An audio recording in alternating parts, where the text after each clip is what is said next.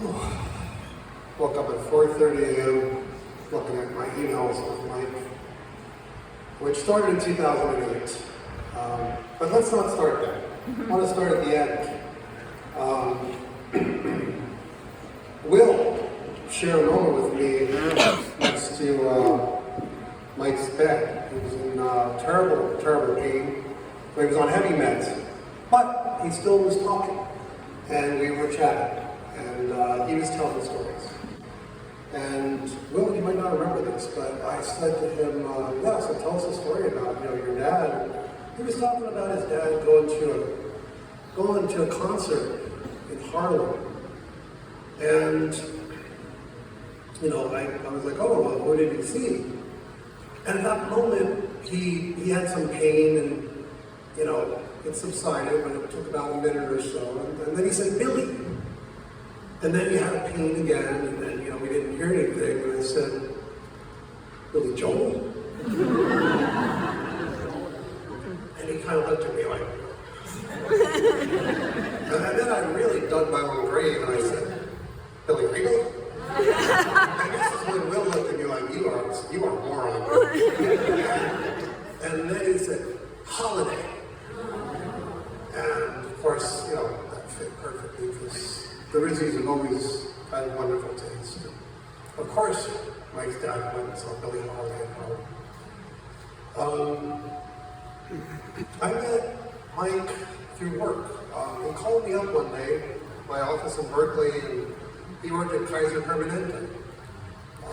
And he had found my company on the website from a conference we had sponsored. And he was always a scholar, so he somehow tracked us down. And he said, let's meet for lunch. And I said, okay. And he said, how about a place called Meal Ticket?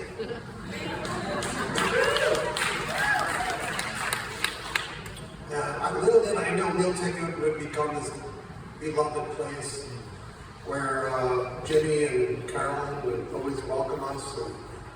But I said, okay, I'll meet you there. How would I know what you're going to look like? He said, oh, it's easy. I have blue hair. So, and I got there, and it was one of those moments when his hair was not that blue and it faded. So I was like, okay, it says he has blue hair, but it's bluish. But that was the beginning of just an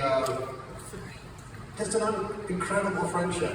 I had no idea that I would just met someone that would become I would become so close with. Just an incredibly dear person. We shared so much. That was what it was, is that you don't really meet best friends that later in life, and it was like parenting, and every time we got together, he talked about Rocco and Terry, of course, and I talked about my kids, and music, right? I mean, throughout the years, Mike would say, hey, come on to Oakland, we're going to watch a movie about Bikini Kill. And I'm like, who the hell is Bikini Kill? And I came to know who Bikini Kill was, and then I started listening to him all the time. I learned so much from Mike, and we shared so many things. I'm a food hound, too, so we loved food, and we always met at various places, Pakistani restaurants, places where Rocco had too much spicy food, I found out later. But Rocco's picture was on the wall. This was a real foodie, and I guess I'll talk about this one day that is the most special day to me. I'll never forget it. And it was something Mike was a planner, as Seth said. I mean, he was very systematized. He planned this a year in advance, but it was his 50th birthday. And he had basically planned to go to the French Laundry, okay, and have a special room just for his friends for this event. And that was so much more than that, though, because he organized this day to be the most incredible day ever. This was a Mike Rizzi kind of day, right? It was first at 6 a.m. or whatever it was, he went to the ferry building, because this is what he would do. He'd get up really early, and he'd go to the ferry building. And he went and got a bunch of food to bring so that we'd have some stuff to eat in the morning. And we all packed into his Subaru Outback, 5 of us, and we're eating bread and cold cuts and things on our way up to Napa. And then we went to the first of the 3 locations, the De Rosa Museum. And just a gorgeous, gorgeous place, you know, fantastic. And then from there we went to the Quixote Winery in Napa, which is a place that features this beautiful art and you know, architecture from a person named Friedrich Hundertwasser. His only building in all of North America. And that was insane. I fell in love with the Quixote Winery and became a normal. And then from there we went on to dress up. We had to put on all these fancy clothes. You know, I've seen Mike Rizzi wear a suit.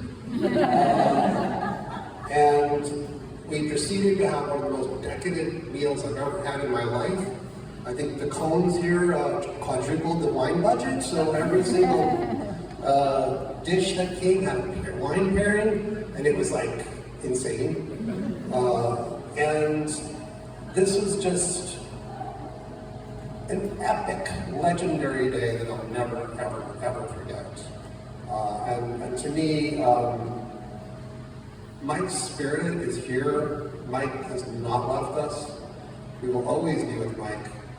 He was a loving, beautiful scholar, punk, cook, dad, partner, best friend to so many, and the most generous person I've ever met. So thank you.